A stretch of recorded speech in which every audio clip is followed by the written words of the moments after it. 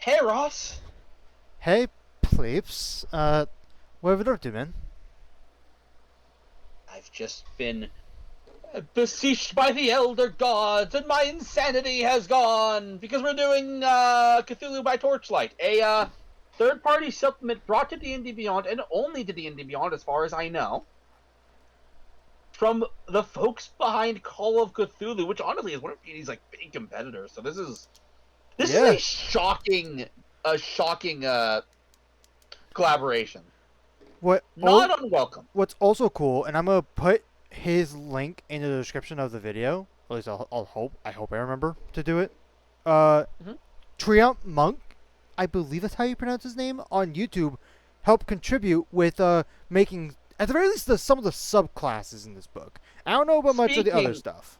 Speaking of, let's get started by looking at the Barbarian. Yep, the Barbarian, which is the The Path of the Path of the Spell Scorn, Spellscorn. which art cool. It's cool. Not crazy, but it's neat. It's neat. That is a pose, I'll tell you that much. My magic? It's the magic of stabbing things in the face. Well, Works it well in works- my Works experience. well in my experience. Org the Slayer. Alright. So we are waking a moat of anti-magic. So we are An anti-magic Oh. barbarian. Remember how last time we had talked about how they wanted to create an anime character? They wanted to make an anime character. Namely, this guy. Alright. His entire thing is he lives in a world where everyone does magic, And he and does. he has a sword that cancels magic. I see. Oh, I also want to make it crystal clear. To my knowledge, this book is specifically directing at 2024, so we would have to do a conversion. Yes, but usually conversion's not too bad. Right. So first off, Alright, so level 3. In In- fact, for Barbarian, there's like nothing that conversion comes to, so. instinctual Uh, divination. You gain intuitive sense about the supernatural past world when you take the study action to make an intelligence Arcana or intelligence religion. intelligence check. You can make it a You wisdom can make survival it as check. a survival check instead. So this is one of the big things where 2024 improves this greatly versus 2014. Because now, please correct me if I'm wrong, but I The believe study action is absolutely a thing in 2014. no, it's not that. It's not that. Okay, yep. The fact that they buffed rage in 2024 Yes, to where you could. You're right. And I believe survival is one of the skills that barbarians can get. Yes. So you'd be able to Yes, use your you are. strength for this as well. Yes, you are 100%. You are correct. That is.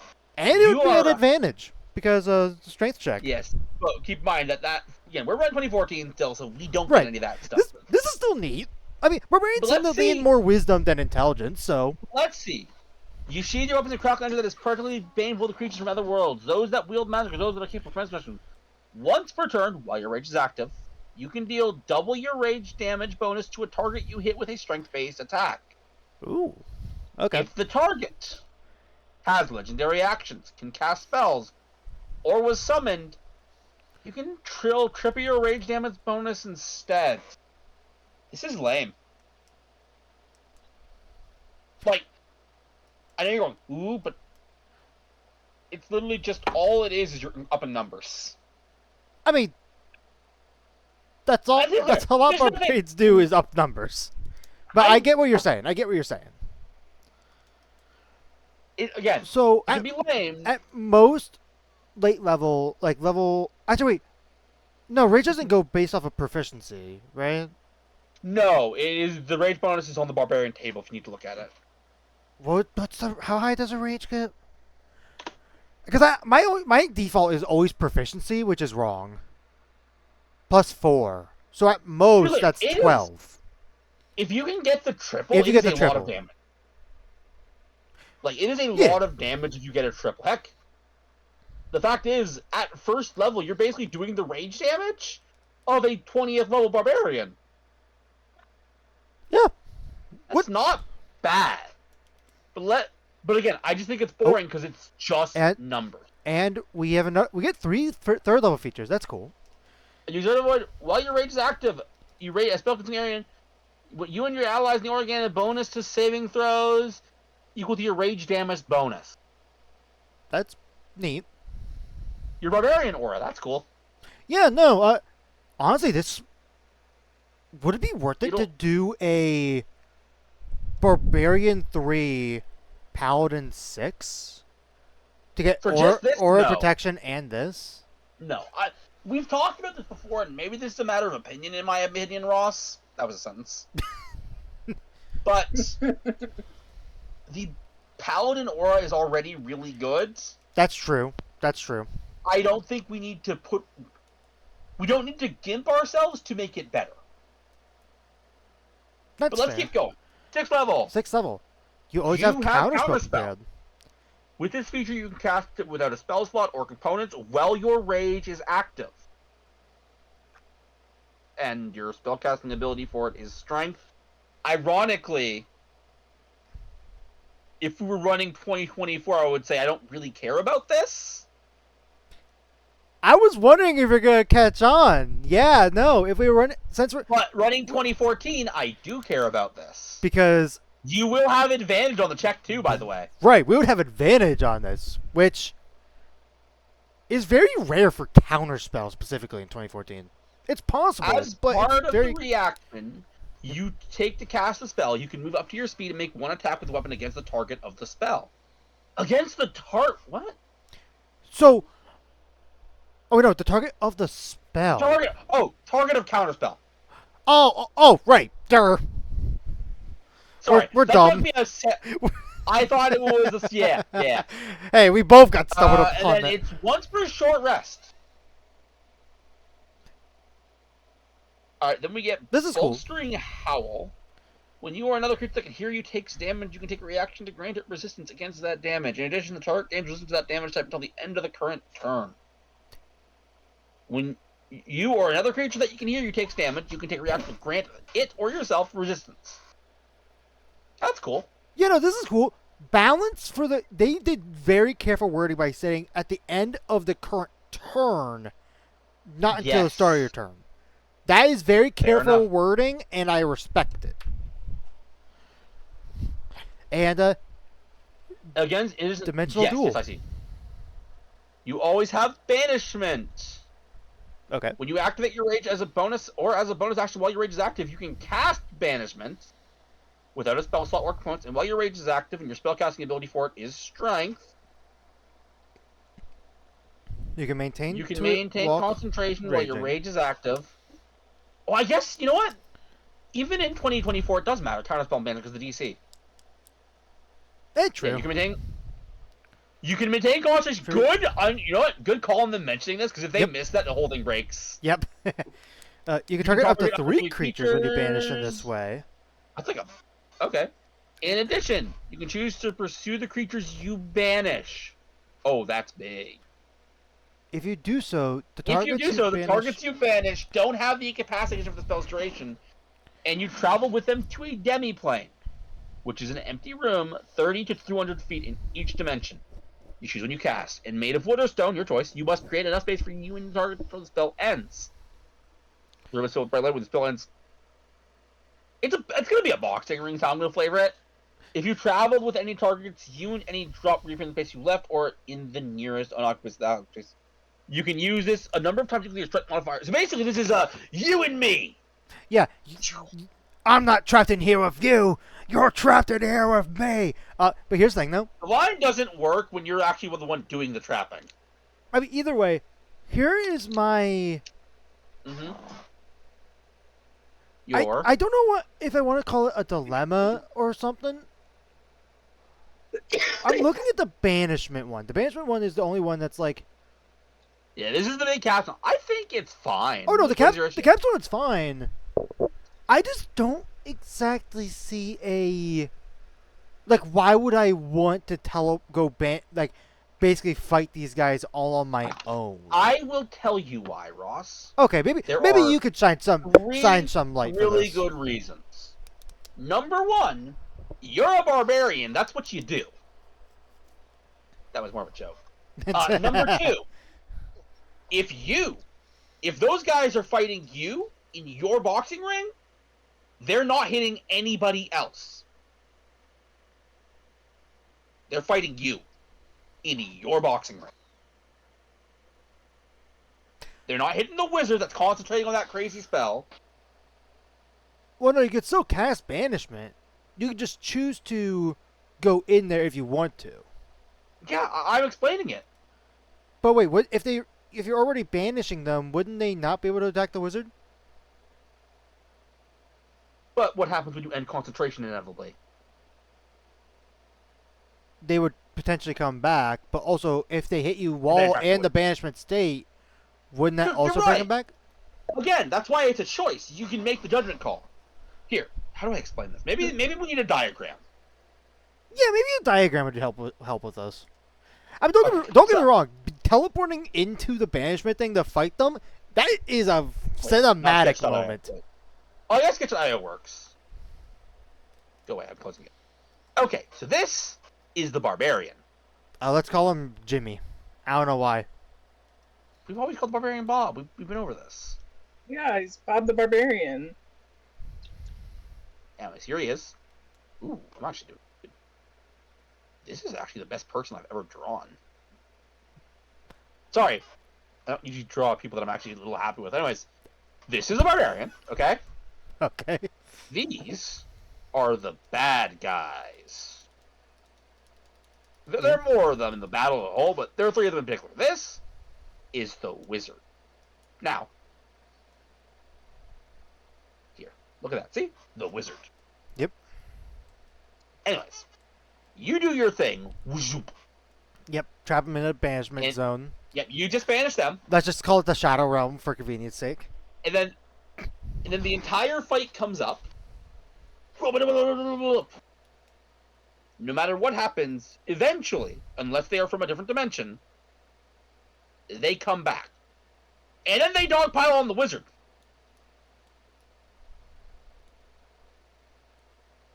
Which was their original goal. But you can prevent that by going, this could do, I can't do, ooh. Now you're there. They can't dogpile on the wizard until after, because you won't let them, because you will kill them then and there. What it basically is doing is it's forcing them to fight you. That's true. It's very risky though. I mean, you're the Barbarian. You should be investing into calm. I mean, of course. And but I have to acknowledge, and you are going there is to a be risk there. Yeah. The other thing is the same idea of the wizard, but what if there's a MacGuffin? Right. Here's my egg MacGuffin right here. Egg MacGuffin. Anyway. Yeah, that's an old joke of mine that I can say. Anyways, my actual thoughts on this subclass, I actually really like it, but I have to acknowledge the right campaign. Also, holy shit, I just realized. Mm-hmm.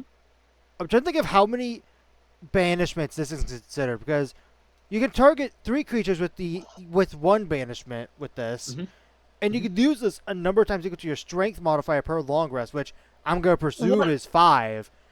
What I will point That's out a is lot. You're still concentrating. Right, yeah, no, you're not doing this all at once, but I'm just saying throughout the day. Yeah, fair enough. Banagement's like, what, a minute? Or is it an hour? Yeah. It's a minute, but still. Minute? Okay. Alright, with all that being said, yes, this subclass is pretty fun, but if you're not fighting a lot of magic stuff or stuff with, legendary actions. Right, or people that summon stuff or can cast spells. Yeah. Yeah. If you're not fighting all this stuff, you're gonna ultimately feel pretty useless. Especially with as D&D has gone on, especially from 2014 to 2024. But the trend started happening in 2014. Yeah. Where a lot more enemies a lot of stuff had less spells and more about just regular abilities. Some of those features are so obviously spells that I will rule those, but that's besides the point. Right, yeah. The point I am getting at with this is Just keep this in mind. Yeah, this is not always Ask gonna be your- useful. Ask your DM what type of game you're playing. Yeah. I am allowing this. Yeah. But Yeah, you don't want to sit on the sidelines more. Yeah, you don't want to just be a vanilla barbarian. Yeah, talk to your... Honestly, that's honestly what you should do, is talk to your DM for anything. I mean, that's one of the reasons why I'm doing this with Pleeps, is because, hey, he's our DM. All right. Next time, we're going to take a little break, but but next time we're going to look at... The... Wizard. Okay, I thought I was going to land on Warlock for a moment. So... Yeah, in a bit. So yeah, we have the Wizard, and yeah, well, we'll cover that once we get back from our break. What is it called, out of curiosity? It's called, the Bibliomancy. Bibliomancy. That's fun. And we'll Alright. cover that in, after our break. Alright, we're looking at the break. Bibliomancy. Bibliomancy, which, looking at the art, It's a book wizard. it's a book wizard. Which, admittedly, all wizards are book wizards. What does the, Wait, thing that's say? Books are uniquely portable magic. Oh. Stephen King. Oh. Did it use a Stephen King? What did it do for the Barbarian again? I didn't even, it did, Org the Slayer. Org the Slayer. Interesting. Okay, well, Which I have no clue who that is. I know who Stephen King is. Not the other Yep. guy. So alright, whoa! too far. Whoa! This is not doing what I wanted at all. We're- me a We are too early for this. We're too early for this one.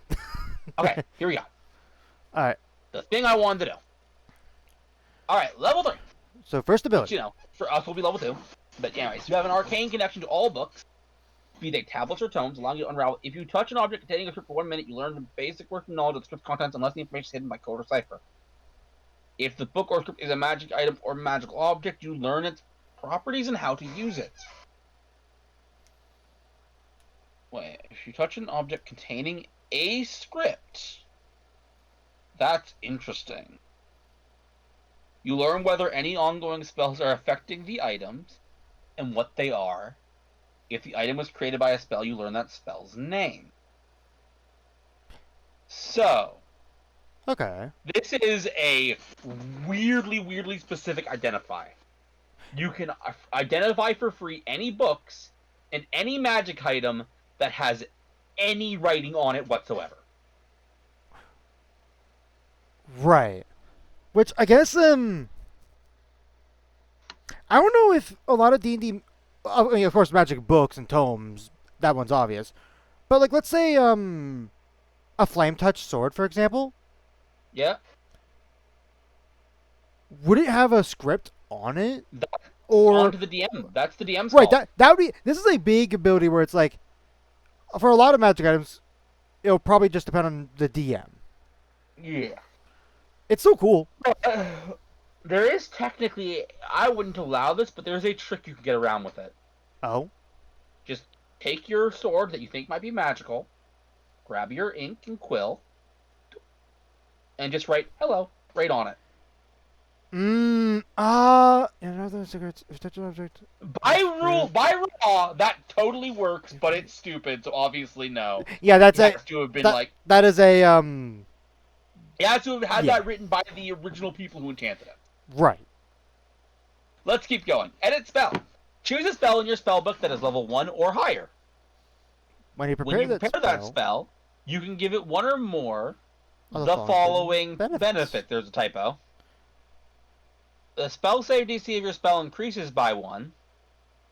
If that spell deals damage, you can change that damage type to a different one of your choice. Okay. If it requires the saving throw, you can change that saving throw to intelligence. You can prepare the chosen You spell can prepare multiple the chosen times. spell multiple times, choosing different benefits for each preparation. Each modified version of the spell counts against your prepared spells. That's big. That's ooh. When you make these changes, you can alter the spell's name, which is its flavor, really. Right. It's like burning hands, cold When damage. you finish a toxic- long rest, you can change it. When you change the spell, the benefits of the previous spells end, and you no longer have the altered versions prepared. This is really So- powerful. In Here's the fact, thing. I think Here's my thoughts. this doesn't Alright, relate you to the can say your questions thoughts. earlier. When I Well, fair read enough. this sounds really good. However, I have to weigh that under because the big benefit of wizards, Mm-hmm. and especially, or I would say early game, it shines maybe a little more, is that their spells can be a Swiss Army knife. Like they could have like spells like True. knock on their spell list. They can have detect magic. Well, I mean they don't have to have detect magic, but like spells like that where they're really handy to have. Mm-hmm. Making it to where you have to use an extra prepared slot, that You is a are high cast. misunderstanding. You are misunderstanding how this ability works, and I figured you would. What do you mean? Choose a spell in your spellbook. When you prepare it, you can give it one or more of the following benefits. You do not have to prepare it multiple times. Wait, choose a spell in your spell. When you prepare that spell, you have to prepare that single extra spell. And you can prepare the chosen spell multiple times, choosing a different benefit each. Yeah, you Wait, can. Yeah, Ross, I think you are confusing yourself here. Yes, you have to prepare that spell. But if you were going to cast that spell, modified or not, you'd have to prepare that spell. There is no cost to this ability. In fact, I think this ability is too strong.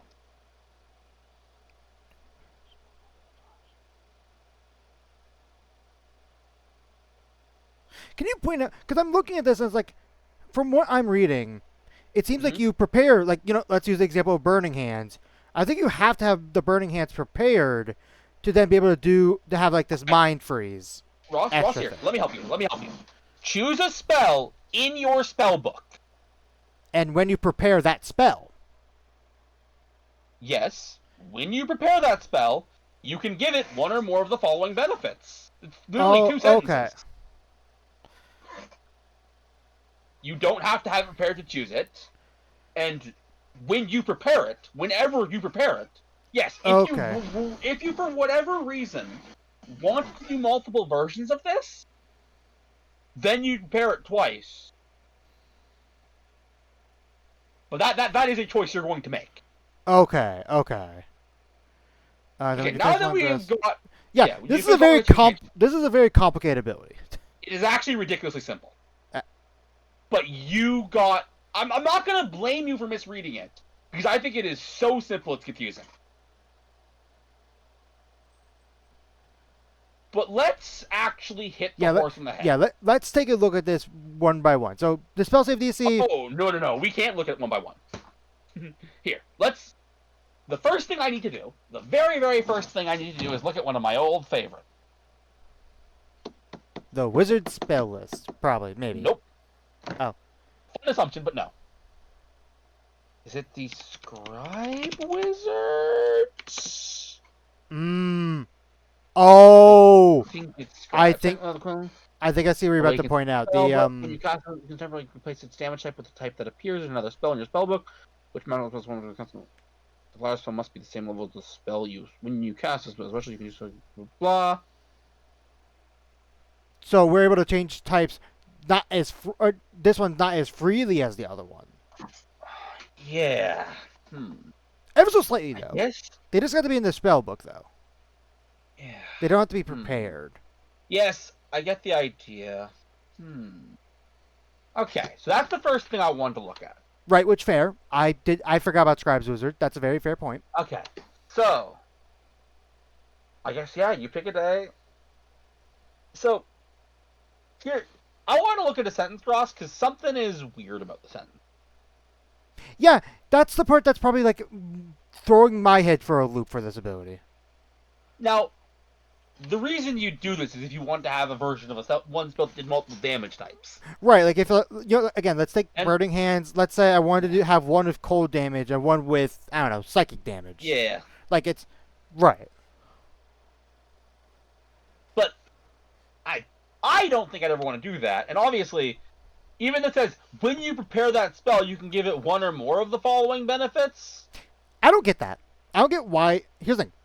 Why would I mean, I guess the idea is if I know I'm going up against smart opponents that day.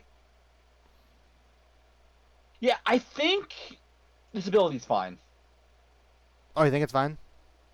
Yeah. Okay. It took me a second. I had to kind of look over some things. I don't think it clashes with scribes as much as I felt it would. Okay. But that's a very fair thing to look at. I did not consider scribes, but that's a good. Yeah. That was a very valid point. So level 6, you become a master of all words. You learn all languages available to characters in the campaign.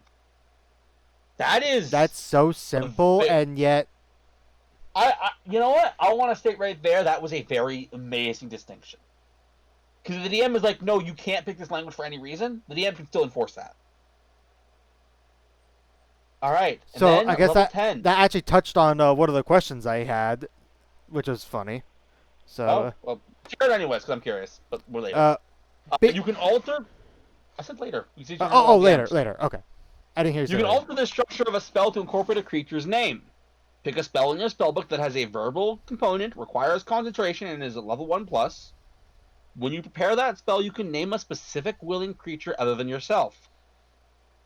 If that creature is the only target of the spell, you can cast the spell on it without needing to maintain concentration. That sucks! Oh. Oh yeah, this is awful. What's throwing you off from it sucking? I'm curious. Let me give you a little look-see. Now we get to look at the wizard spell list. So, let's start at level 1.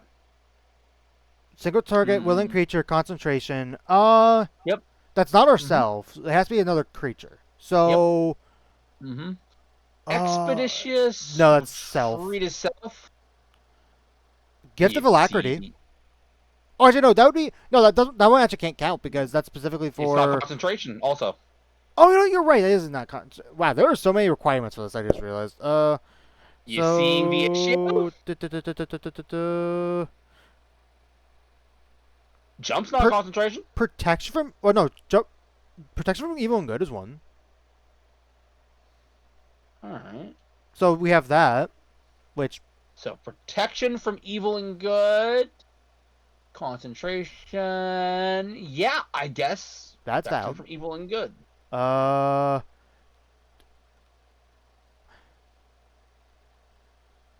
And protection from evil and good is the only first level spell. Unless you want to do Witch Bolt for whatever fucking reason. And let's keep looking. Are you seeing the issue? Let's see. Borrowed knowledge is not itself. Dark vision. Detect knowledge would be a weird thing for. That would make no sense. Maybe. Yeah, Dragon's Breath. The only Dragon's Breath, yes. Enhance ability and large reduce are the second level spells you'd take. Yep. Are there any others? Invisibility. But that's gonna last. That's not gonna last that long, anyways. Probably. Maybe in some weird scenarios, levitate. Maybe. But yeah, are you seeing the issue at this point, Ross? I mean, the first spell I thought of when I was looking at this is haste.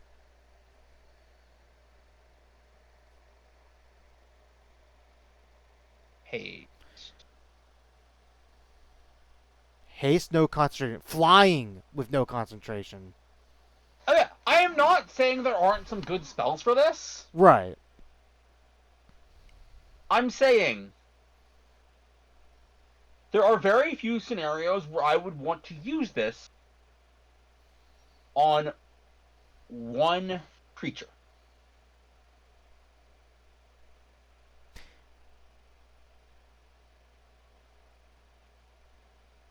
No, there are some amazing combos with this if you are super cheesy. Right. Almost all of those good combos require you to take at least a level dip into something else. Which is part of what makes it such a bad ability. A dip, or I guess a feat. Point is, the wizard does not have anything built. I don't think you can pick a spell from your spell book. That's a good That's point. that's not the wizard spell list. So as long as you have a spell book, so I guess in theory, No, no.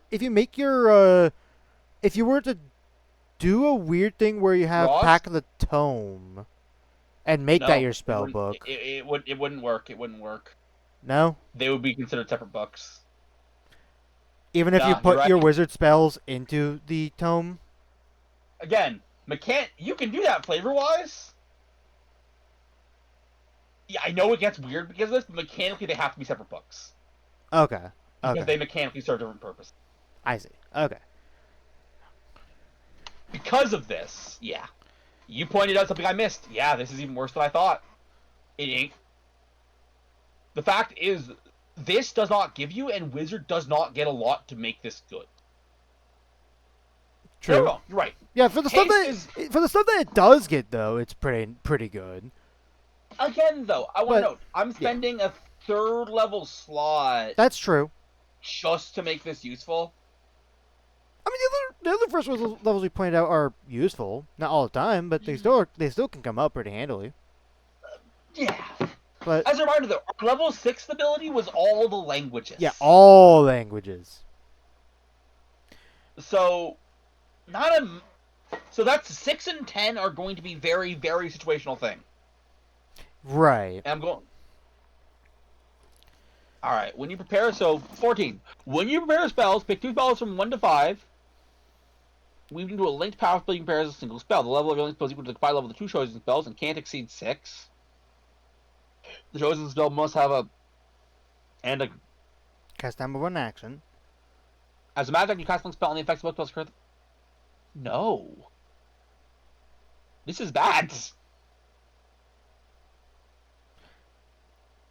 Here's the thing that I wish it I did. guess.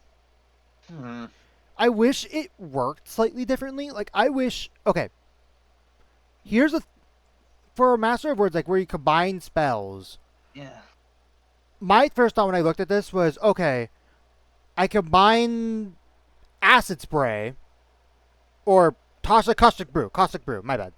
I combine Caustic Brew with Fireball, and, like, have that explosion be, like, apply the DOT to a bigger area. That was my first thought when I read this. It would not work that way. It would be like you cast the fireball. It would have like the fireball zone for just the fireball, and then the caustic brew would be its own line. Which I think that one's a little lame. And yeah, I'm just going to be blunt. This subclass sucks. I wish it was better. You had questions. Yeah. I might have answers. Yes. First off, what is the one that I answered? Yes, the one I had answered, which was the second one I wrote down here. And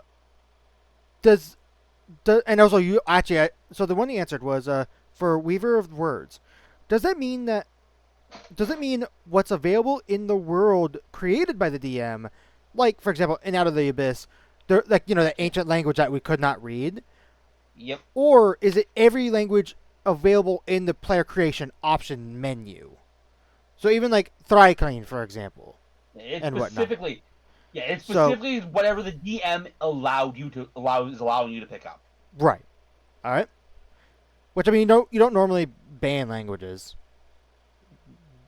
True, but it's always on the table to do so. So. Right. Yeah. No. I mean, everything's on the table. Let's be real. All right. More questions. I mean, actually, you already started to say the first one. Isn't this just Identify for level 3? for the most part. Yes, it is. So, Master of Words. This has 2 connected to it. Yeah. What happens when you pick 2 select the 2 selected spells that both normally require concentration? Would you be able to concentrate on both at the same time? They're being casted at the same time. Mechanically considered one spell. All right, and that leads up to my follow-up question. With this combination idea in mind, can you choose this combination spell as the customized spell to remove concentration? No. Okay. Let me actually explain why. Right, yeah, of course. So, when you prepare spells, you pick the spells, 1 to 5, blah, blah, blah, blah, blah. For custom spells, pick a spell in your spell book. That's a good. You know what? Fair. Yeah, I did not see that. So like this one, this 14th level requires both the spells to be prepared. Honestly, that is kind of the problem with this subclass. There are these things you can do, but it's so strict about how you can do it that it's very hard to do anything good with it. Okay.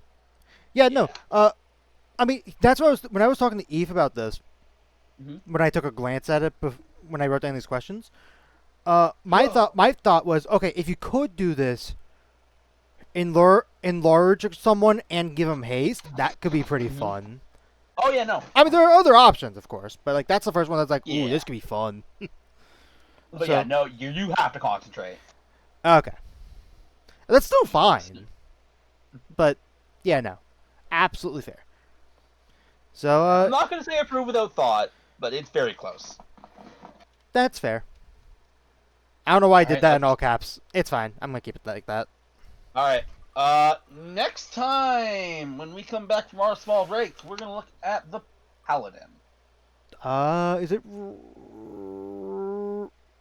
Oh, the hair off a ranger. Okay. All right. So. Yeah. If you have more questions, you can ask them then. I think that might be what I do when I pre-read these. Like, if I have any questions, I'll like write them down to bring them up. Fair enough. So, all right. Peace. Yeah. Yeah, we're gonna go on a break. All right, we have the Paladin Oath of the Guardian. Oath of the Guardian. Okay. The first steps to killing an eldritch horror. Don't die. Marta. So yeah. The We looked at the barbarian and the wizard, right? Yes, and barbarian we thought was fun. We thought it was fun, but needed very specific campaigns. The wizard I did not like. I think, me personally, I think the wizard, it had the pieces to be cool, but ironically enough, didn't customize it just right. So, okay, so the flavor of this oath is the paladin serves practice. Those who embrace these social arrangements. So just defense. It's the tenets of chaos, violence, and what is this is just going right over my head. Yeah, no, that's a lot. It's like, okay, what? We got some spiels that we can ignore, but cool. I mean, my little complaint, even though a good number of them make sense, there's like 2 spells that paladins don't already get on this list.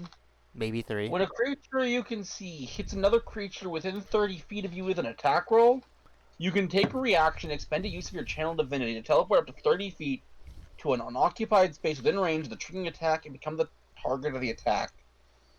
This is an interesting ability. I don't think it should be tied to channel divinity. Yeah, no, honestly, it should be a thing you could just do. I mean, here's literally what I compare this to. That martyr ability, where we, within 5 feet we shove. This is basically the exact same thing, except this is a teleport, and honestly, I'm in agreement. Or maybe have a certain uses. Yeah, I mean, I don't know what channel divinity. Especially with like mid-step, like maybe have it either be your charisma or your proficiency. I would be fine with that. That would make absolute sense. Yeah, but not channel. So I guess that's the first change. Not channel divinity, because one use of this per short rest I think is silly. But here's the thing, though. We have a very, very weird circumstance here. Because... Is it something that I'll figure out when I read the rest? This has an issue with 2024 and how we would convert it. So, you know how 2024 basically made it to where each paladin has one channel divinity unlocked by subclass, and then overall paladins have it to where they do like a turn effect, like through leveling. That would not be the case for 2014. But I don't want this to be a channel divinity effect anyways. Which means that the paladins would have no use for channel divinity at all. Unless we add something. Yeah, I see your issue. and we have talked about this. I think this. Let's read the rest, and then I can decide. Okay. Or rather, sorry. I'm not trying to be rude or rush. I'm just saying there might be something that I think needs to be converted to a channel divinity. You know what? Fair point. Fair point. So when you hit a creature with an attack roll using a weapon, you can forgo using that weapon's mastery property. Well, that can't be converted to. That can't be converted to 2014 as is, definitely. To mark the target until the end of your turn. It ends if you and you. A marked creature has disadvantage on attack rolls against the targets other than you, and it must spend 2 feet of movement for every 1 foot it moves when moving away from you. Honestly, we could make this channel divinity.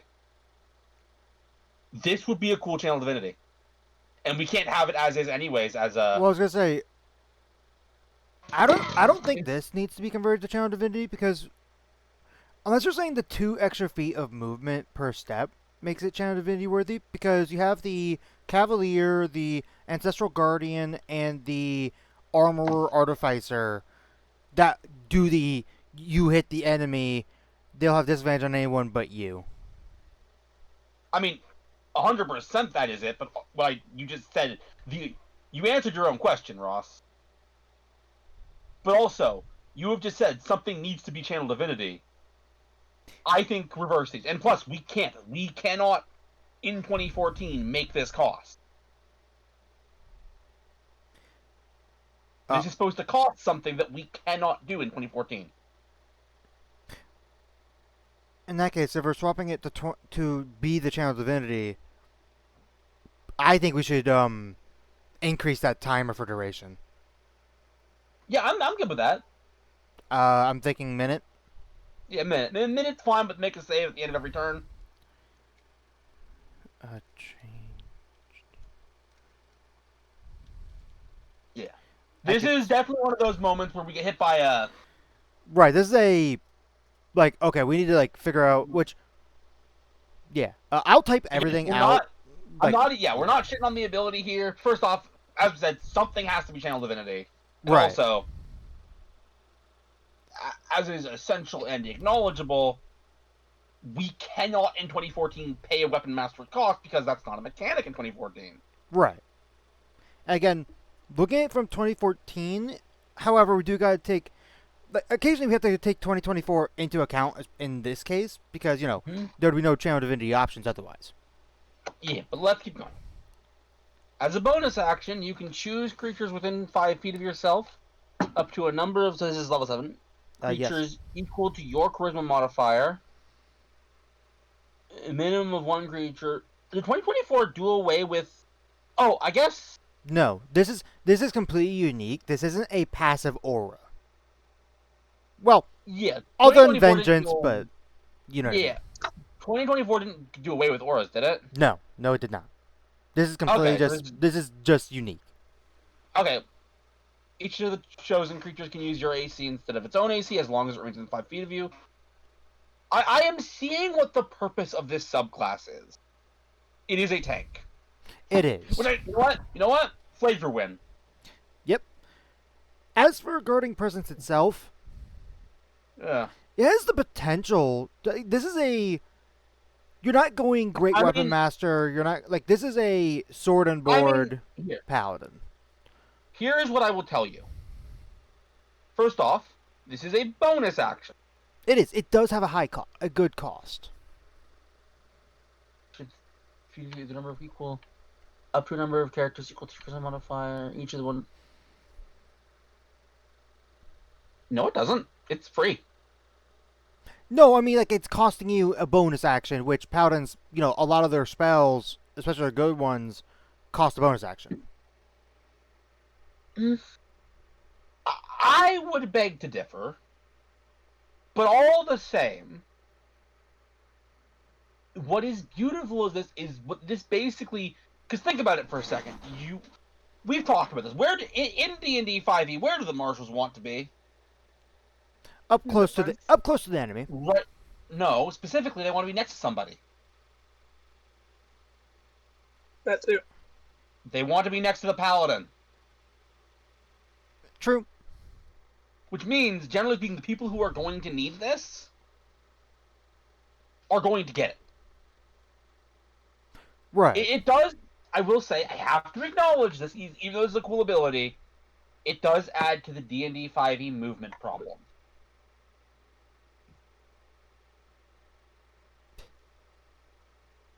Ross, it's not really a deal in our games because I like to think I deal with it pretty well, but do you know about the 5e movement problem? I'm not exactly sure what you mean by the movement problem. I'm curious. Okay, You've got me intrigued. Because I don't believe you've mentioned this. I don't believe. Mm-hmm. Follow me. We'll just strike blue for my insanity. Yep.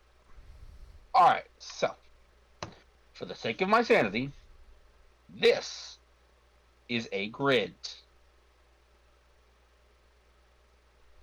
Not a very good grid, but it's a grid. Deal. No deal. Anyway. Now,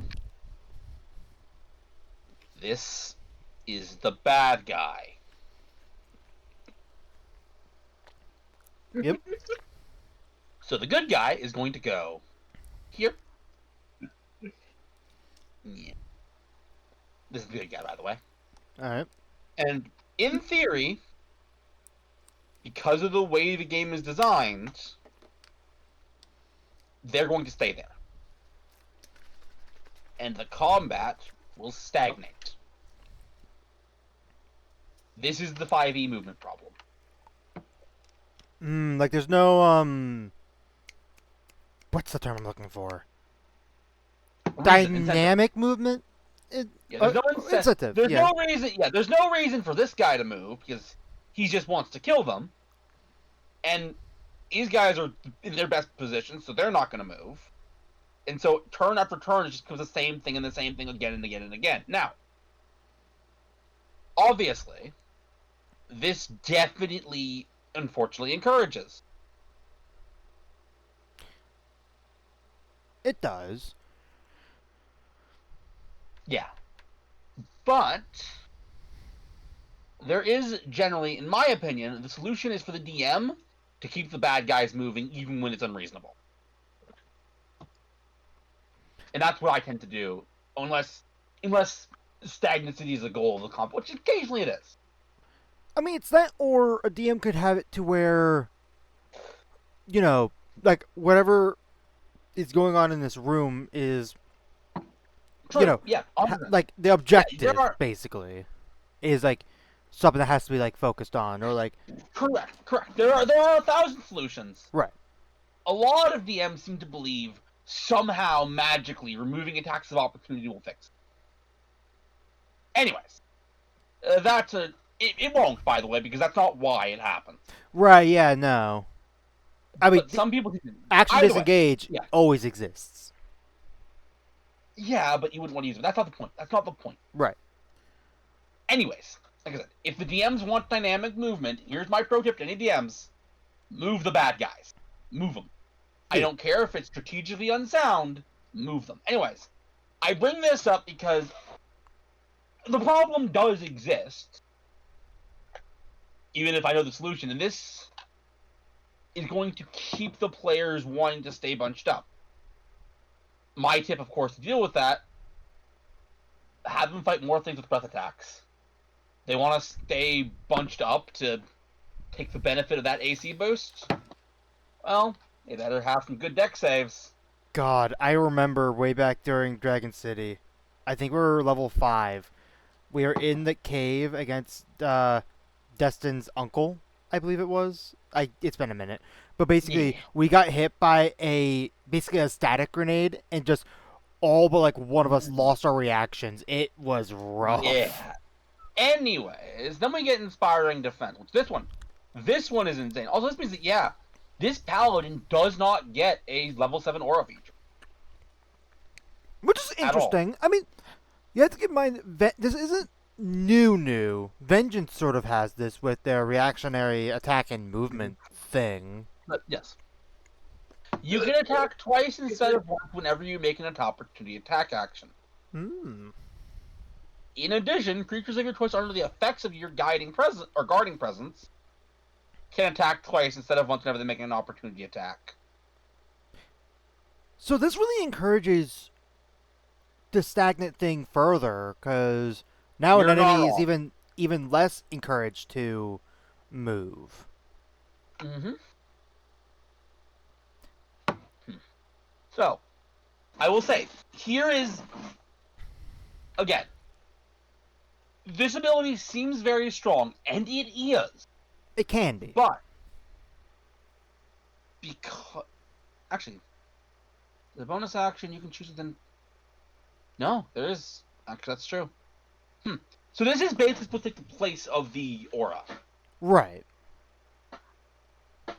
And in theory, yeah. In theory, this has a lot of potential. However, But there are two things. It's limited to however 5 feet is from you. Mm-hmm. Like those allies, so technically it'd be more like 15, but anyway. Yeah. But also... Actually, wait. Mechanic question. Yep. Let's say one of the people that I do this to is a wizard with Shock and Grasp, for, let's say, and they have Warcaster. They wouldn't be able to cast Shock and Grasp twice, would they? See, let's take a look at Warcaster.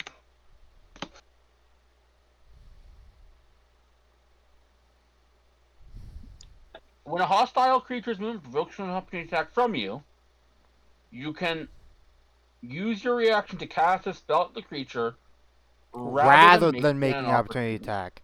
The So spell that must have a cast in one action, must target.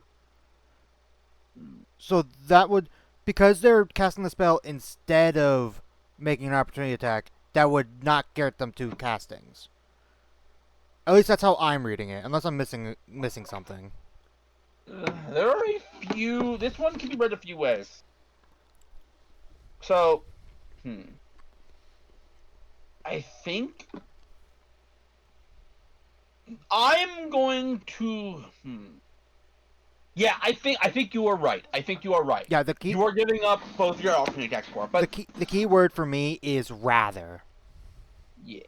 Anyway, So either way, that is. I mean, rather was not the keyword at all, but either way, this ability is strong. it is.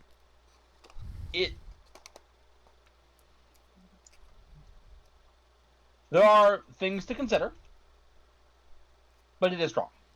It is. I cannot deny that it's strong. When a creature marked by you that you can see reduces an ally to 0 hit points and doesn't kill the ally outright, you can take a reaction to have the ally drop to 1 hit point instead. If you do so, the ally can immediately take a reaction to make a melee attack against the marked creature if it's within reach. Number of times equal to charisma modifier, long rest. Fair enough. Do you want something I just realized about this ability, though? Mm-hmm. And this actually carries it even further, even if we say the it's connected to Channel Divinity. This just says melee attack. Not a melee weapon attack. Correct. Or actually, no. Actually, wait. Ooh, wait a minute. Yeah. Yeah, Would you be able to cast something like Inflict Wounds technically as a reaction, even though this wouldn't be like an opportunity attack like Warcaster? Yeah, wait. Ironically, in 2014, yes. In 2024, no. Okay. Is what I'm going to say. Okay. Okay. I confused myself for a moment, so I was like, maybe I'm overlooking something. So, okay. Anyways. Guardian Angel. And then, as a bonus action, you become the best minute. Once you use this feature, can't use it again. I'll restore use fit. Your guarding presence becomes a 100-foot emanation. That is fucking massive. Holy shit. You can use your AC. I will tell you, this does on each of your turns. If you have no use currently left, you can give yourself 1 use. That's fine, I suppose. You can use Ward of the Guardian without taking reaction once each round. When you can't use again until you start on your next turn. Okay, so here are my thoughts. Because yes, I have some thoughts. I mean, this whole series is about ideas and thoughts. Maybe. Anyways. This subclass is strong. It actually is. It is. It absolutely is. But it has a couple problems. One we've already discussed. One we have not, but I have been thinking about this entire time. Oh? Let's start with one we've already discussed, because that's how dramatic suspense works. Right. This is a bunker down, basically. It absolutely encourages the stagnant fighting that many, many, many DMs are struggling to avoid. And I like to think I figured it out, but I mean, sometimes it eventually gets there, but you've had sessions where it's like the last one, where of the guild, where basically we, had to keep on moving around the room. I mean, there was stuff. Either way, what I do want to call attention to, and it is my duty to do so, is if that is a problem you are struggling with, I would recommend you deny this subclass outright, because it is going to make it worse. If you are, like me, confident that you have that all figured out, and you're good, allow it, but if you are struggling with that, don't allow that. Number 2, let me do a little bit of dramatic reading.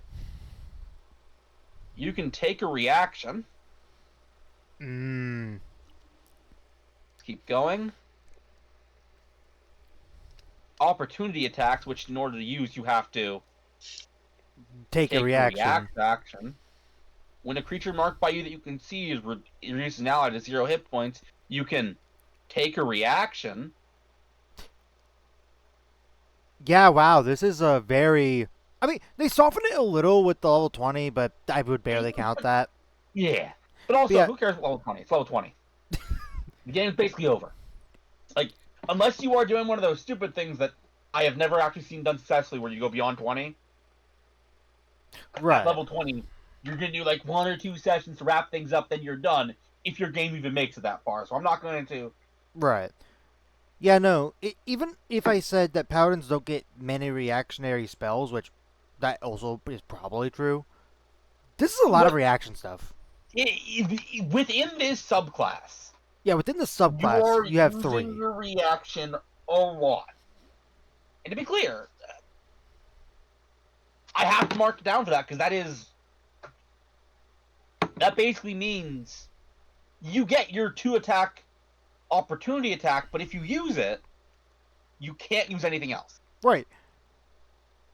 But all these reactions are still good. I mean, okay, the one for Channel Divinity is okay. Like before, I'm saying before our change. The high cost of a Channel Divinity is a little much. Yeah, but that's why we changed it. Right, that's why we changed it. But yeah, for the record, these are all things you want to use. That's actually kind of the issue. I'd want to use all these abilities. Right, yeah, no, it's like, it'd be like a balancing act of like what you want to use at what time. Otherwise, it could... Either way. Yeah. Aside from the changes we've already suggested, this is absolutely approved. Yeah. Next time. And I will type out all the changes in the doc. Warlock. Oh, dear God.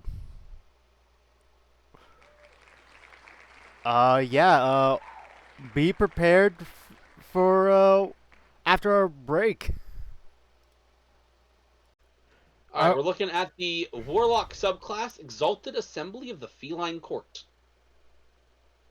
That is a name. So, we're looking at the Catlock. Yes. If man could be crossed with a cat, it would improve man, but deteriorate the cat. Okay. So, you could be a Tabaxi Catlock. You could. The entities of the Cthulhu Myths have blah, blah, blah. Cats. We got spells. You want us to look at spells? Yes, and I'm going to say this. Mm-hmm. These spells, for this subclass, we're going to see a feature later, these are more important than they normally are. Alright, well, let's look at Cat Spring first. Yep, and I will get that. Jump up 10 feet to unlock. So this is a cantrip. Ooh, cantrip. Jump up 10 feet to unlock. You can deliver a spectral claw attack that deals a slashing or force damage. Melee spell attack against the target. On hit, they take 1d8 damage of the chosen type. And the next roll you make before the end of your next turn has advantage. That's a lot for a cantrip.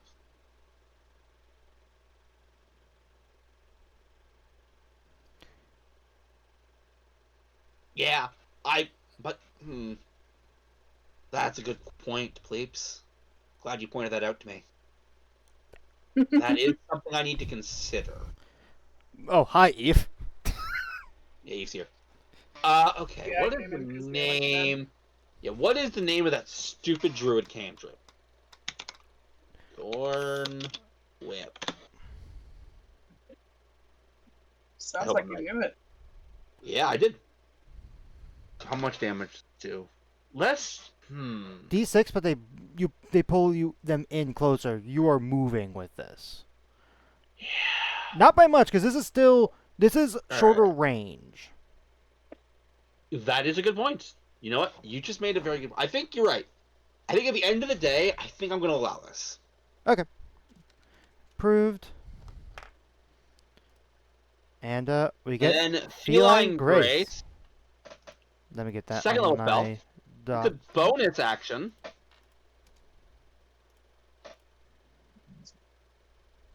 You gain the unerring reflexes and balance of a cat. Until the spell ends, you gain the following benefits. You are immune to prone, while you don't have the incapacitated condition, as you always land on your feet. Neat. You can take a reaction when you fall to reduce any damage you take from the fall by an amount equal to 5 times your level. Okay, Eve is either here or not here. Has she been moving calls? Eve, what are you doing? Oh, she's. Oh. If? Okay, I'm gonna just anyway. ignore Eve. Yeah, ignore her. Alright, you can take a reaction when you fall to reduce any damage taken from the damage by an amount equal to 5 times your level. Potentially 5 times your level, not the spell level. That's interesting. Yeah, no. You gain advantage on dex checks and saving throws. Your jump distance is doubled, but 2014 jumping doubled would not be that crazy. 2024 jumping double is actually pretty good, but not Right. crazy. Yeah, no, not 2014. Let's keep going. This spell's fine. I'm not gonna go crazy on it. Yeah. All right, then we got Phantom Panther.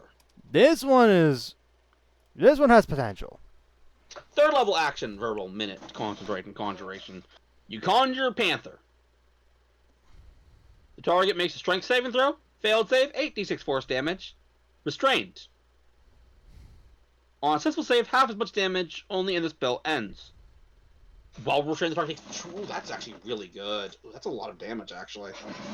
Yeah, so initially... the target or a creature within reach that can take an action to make a strength check against your spell save DC. On a test, the spell ends. So basically, this is a version of a hold person. Third level fireball is what? It's actually 8d6 fire damage. Yep. This is gonna be. Yeah, I think this is a little. This is better than fireball. Here's what you gotta consider, though. This is only a single target. There you go. You hit the nail on the head. I'm gonna prove this. Yeah, no, it's a really good spell. I really like it. Oh. All right, and the last one is Feline Chaos. Now we're gonna read it. There has been clarification made on this, but let's read it first. All right, let's read. Each target must be on dexterity saving throw or be affected by this spell for the duration, which is a minute concentration. An affected target takes 46 slashing damage at the start of each of their turns, and they have disadvantage in all ability checks and attack rolls if they attempt to move. They must make a constitution or gain the prone condition, taking another 2d6 slash damage from the startled cat. Oop, they forgot to actually put any flavor on this spell, because I didn't know there were startled cats until right there. At the end of their turn, an infected creature makes another dexterity saving throw, and the spell on its S. When you cast a spell using a spell slot at 6 level higher, the damage at the start of the target increases by 2 for each. Okay, what's the confusion? So the big confusion is, so please, you see a range of 120 feet? Yeah. each target in the area, or each target must succeed. The big confusion was, wait, is it the every creature that's in the 120-foot radius of you? Like how do you target this? Which they have clarified. Specifically, Mike Morales, I think I pronounced that right. Doesn't matter. Keep going. So for feline chaos is what we're looking at, right? Yes, that is what I'm Okay. looking at. Insert the following at the start of the spell. And now here's what it should have. A horde of spectral cats rush your outstretched hands to swarm over an area. You target creatures of your choice in a 20-foot radius sphere centered on the point within range. Oh, I see what... You know what, Ross? Remember when I earlier said, it's missing the flavor? Yeah, no. They messed up in the copying and pasting department. They were bringing it over to D&D Beyond. There are other spells here too, but I don't believe we need to touch about any of them right now. I wonder if it is written better. Ooh, so the error happened for a couple things. Oh yeah, it happened for a couple things. I'm just curious. If I look at it here, is it better? Oh, maybe. So it is feline chaos. Yes, feline chaos. All right, we're gonna be a hot second before I get to there. Oh, feline. Actually, there it is. Boop. Yep. No, that's a shame. Yeah, no, they were aware of these oversights, and there was one for the subclass one, but it doesn't really matter. All right, let's keep going. So yeah. What do you think of the spell, by the way? It's just another. Honestly, it's just another AOE. It's actually kind of disappointing knowing that's an AOE spell. 5th level, 46 is not a lot. And sure, there are some weird stuff, but right, weird stuff that are easy enough to get around. That you understand why you understand like I'm gonna give it a proof without thought. Okay, you understand why I was like so confused of like what the that is confusing. Yeah. You gain the ability to speak with the world's true nobility. You can cast Speak with Animals without spending a spell slot. When you cast the way, it's cats. Cool. Though most cats are reluctant to converse with a creature as simple as you. That was a mistake. Putting that there was a mistake. Yeah, no. That you have basically. So first off, now I have to determine how I decide what exceptions to the rules exist. And second off, it is now a precedent that your main 3rd level feature is going to be useless half the time. I know it's supposed to be flavor, so obviously we're going to treat that over raw, but still. Anyways, your patron takes pity on you, gives you the ability to adopt a superior, more pleasing form. As a bonus action, you shapeshift into a cat, a tiny beast. You stay in that form for a number of hours with half your warlock level, round down, or until you use the feature again, have the actions, or die. You can also leave this form only as a bonus action. Well, in this form, you retain your personality, memories, and ability to speak, and the following rules apply. Your games... Oh, this is from the Moss Manual. Your games are replaced by the beast stat blocks, but you retain your creature type. Oh, that's interesting. That is weird? Yeah, no. I mean, Why am I able to cast Hold Person on this cat? I guess it's to your benefit in the sense of you turn into this cat, and someone would think, oh, I can cast... Is it Charm Beast? No. Animal Friendship? Like you're pushing it. You're pushing it for that to be good. Oh, no, I am pushing it. But let's keep going. I mean, yeah. You can also... Okay, so we're going to keep our creature type. Hit points. Our hit points and dice, intelligence, wisdom, and charisma scores. Nice. We keep our class features. Languages and feats.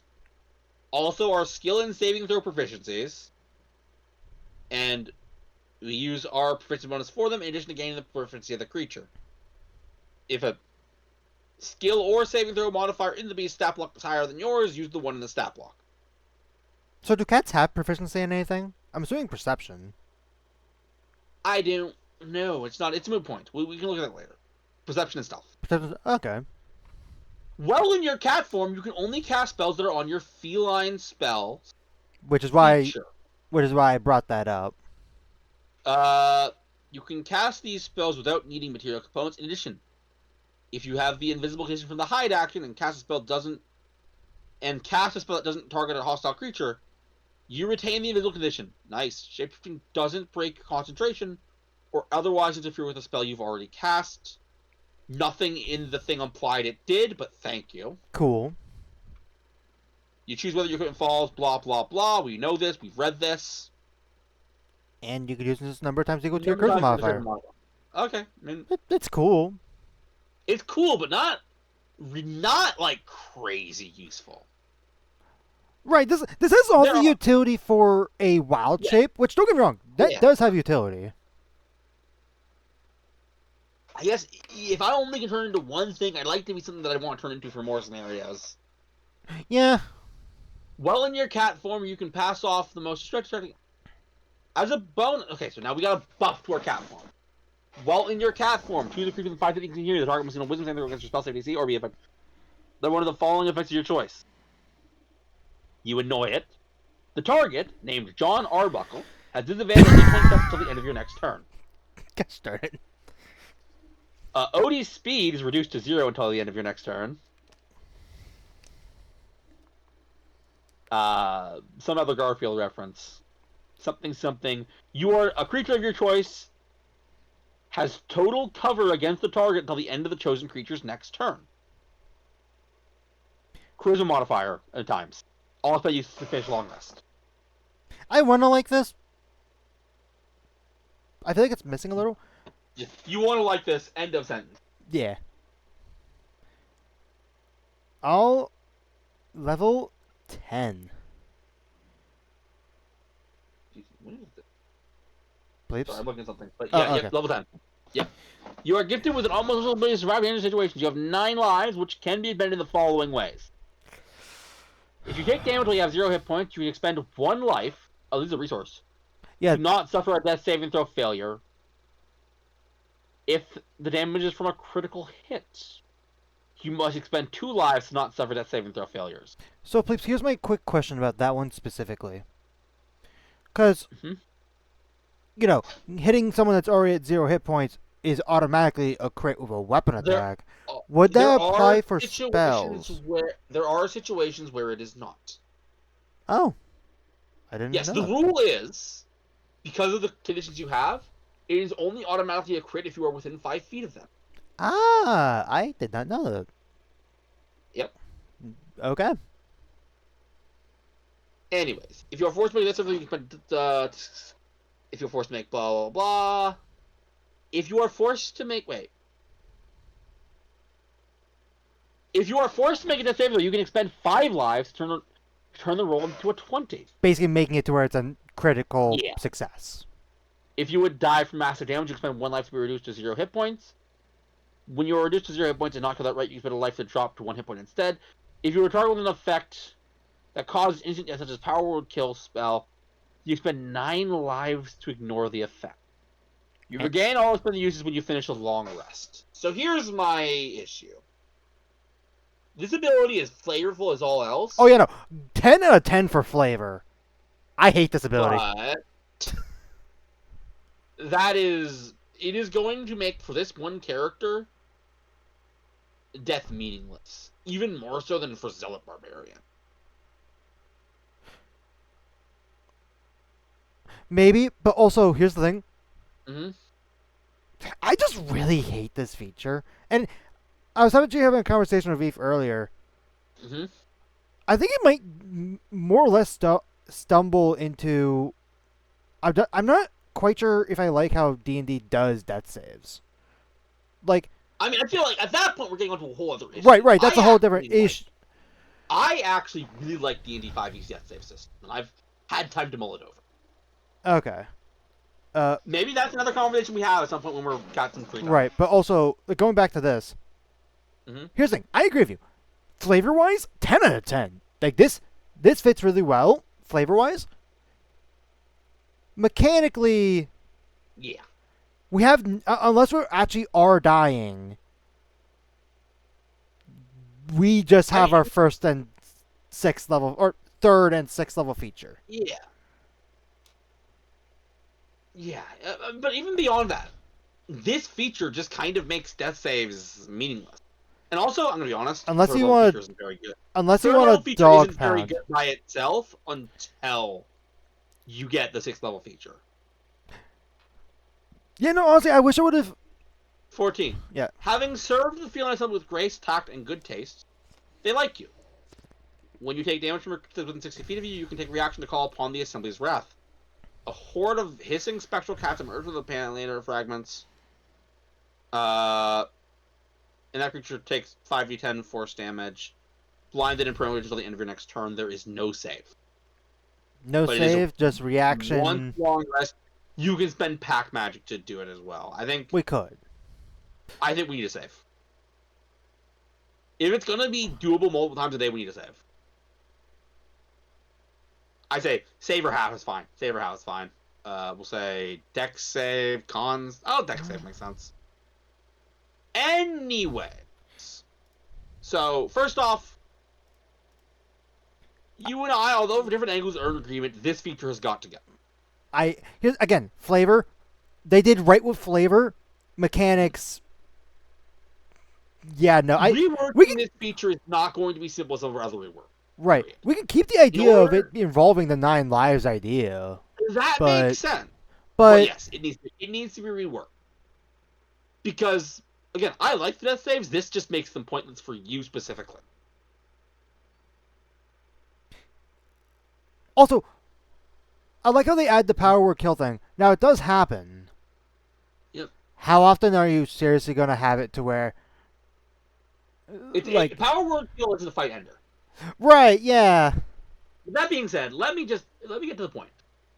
This needs to be reworked. I don't have the energy tonight to rework it. Right. Yeah. No. We for the record, we're recording this part of the video at Very 3 a.m. And we're going to say, here it is. For now, this subclass is not approved for use. I'm gonna label it is pending rework. Yeah, we're going to make 9 lives work, but until it does, I can't allow you using that. But I'm gonna be honest, this subclass also just sucks. Yeah, I wish instead of I wish level 6 came with our cat form, and we just had a different level 6 feature. Everything here needs to be reworked. First off, this sucks. This sucks until we're level 6. Yeah, and do you think there'd be a big issue of taking level 6 and just bringing it to level 3 of everything else? Not at all. I think, yeah. I cannot believe I'm saying this. The Call of Cthulhu guys had so much to work with. I'm also realizing this is not the Cthulhu book. This is just what the Call of Cthulhu guys would do, I guess, if they made D&D stuff. But fair enough. Which, I mean, yeah, fair enough. I realized I never took Warlock off. It's fine. It is We're going to look at Cleric. Cleric. Yeah, we're going to take a break. And we'll be right back.